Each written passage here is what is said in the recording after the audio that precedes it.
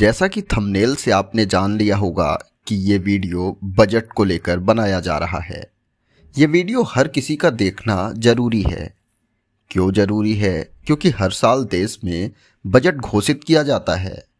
देश में बजट आने के बाद बहुत बड़ी आबादी को बजट समझ ही नहीं आता कि आखिर ये क्या है और क्यों लागू होता है। आज वीडियो में हम आपको वो तमाम बातें आसान भाषा में बताएंगे जिसे एक नॉर्मल से नॉर्मल शख्स भी बजट से जुड़ी सभी छोटी बड़ी चीज़ों को जान पाएगा। इस वीडियो में हम जानेंगे कि बजट क्या होता है, बजट कितने तरह का होता है, बजट और अंतरिम बजट में क्या अंतर होते हैं, इसके अलावा और भी बहुत कुछ। तो आपका वक्त बर्बाद ना करते हुए सीधा खबर पर ले आते हैं।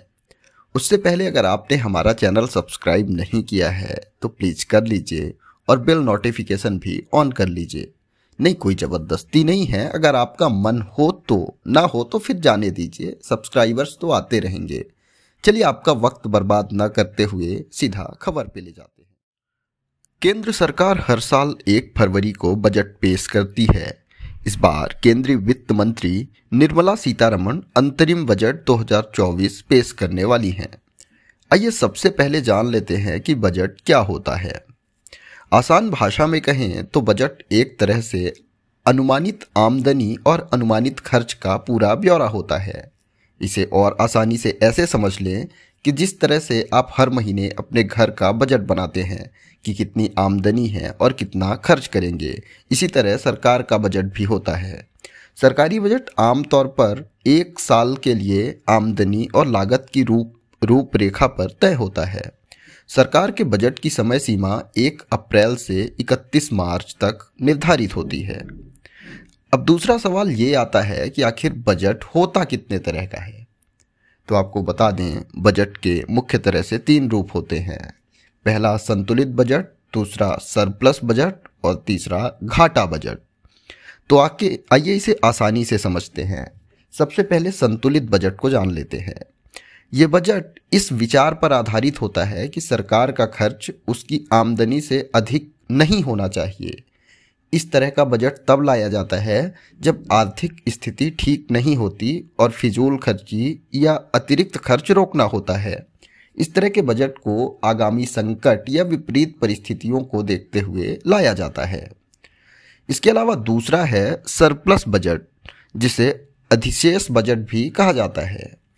इस बजट का मतलब है कि आपका राजस्व अधिक है और खर्च उससे कम।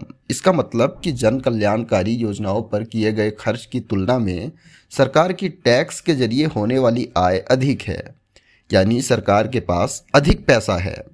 इस तरह के बजट से योजनाओं के बकाया होने का भुगतान किया जाता है और बैंकों के ब्याज का भुगतान किया जाता है।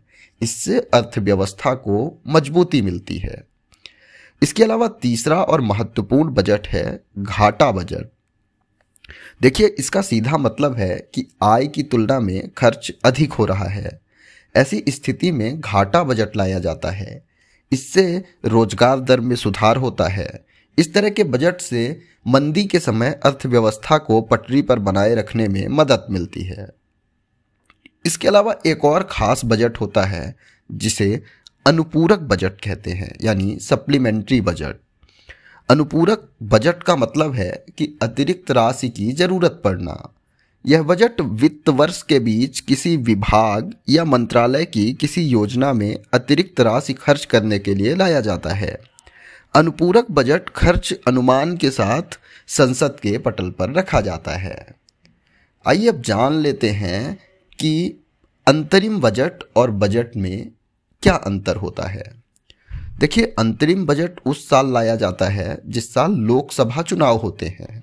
जैसा कि आगामी अप्रैल या मई के महीने में भारत में आम चुनाव यानी कि लोकसभा का चुनाव होना है, तो ऐसी स्थिति में देश में अंतरिम बजट पेश होगा। अंतरिम बजट होता क्या है ये भी जान लेते हैं। अंतरिम बजट शॉर्ट टर्म बजट है। जैसे कि अंतरिम बजट में नई योजना की शुरुआत नहीं की जा सकती और पहले से चल रही योजनाओं के लिए ज़रूरी राशि दी जाती है। यह एक तरह का छोटा बजट होता है। ये बजट तब तक मान्य होता है जब तक चुनाव के बाद नई सरकार सत्ता नहीं संभाल लेती। जबकि अन्य बजट जो होते हैं उसे आम बजट या पूर्ण बजट कहा जाता है, वो 1 साल के लिए लागू होता है। उसकी वैधता 1 अप्रैल से 31 मई तक होती है। आइए ये भी जान लेते हैं कि 2024 और 25 के लिए बजट राशि कितनी होगी। देखिए, आगामी 1 फरवरी यानी जो 1 फरवरी आने वाली है, उसको केंद्रीय वित्त मंत्री निर्मला सीतारमण बजट पेश करने जा रही हैं।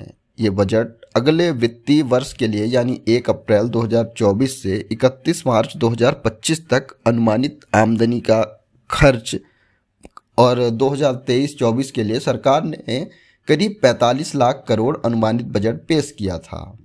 तो ऐसे कयास लगाए जा रहे हैं कि इस बार का बजट यानी साल 2024 और 25 के लिए जो बजट घोषित होने जा रहा है, उस पे सरकार 49 लाख करोड़ अनुमानित खर्च का बजट पेश करने वाली है, ऐसी संभावना जताई जा रही है। मुझे उम्मीद है कि इस वीडियो से आपको बजट संबंधी सभी सवालों के जवाब मिल गए होंगे। अगर कुछ रह गया है तो आप कमेंट बॉक्स में हमें पूछ सकते हैं। हम पूरी कोशिश करेंगे कि आपको संतुष्ट करने के बाद ही इस वीडियो से बाहर जाना पड़े। ऐसी तमाम दिलचस्प और अनोखी जानकारियों के लिए हमारे चैनल को सब्सक्राइब कर लीजिए। वीडियो पसंद आई हो तो एक लाइक और शेयर ज़रूर करें।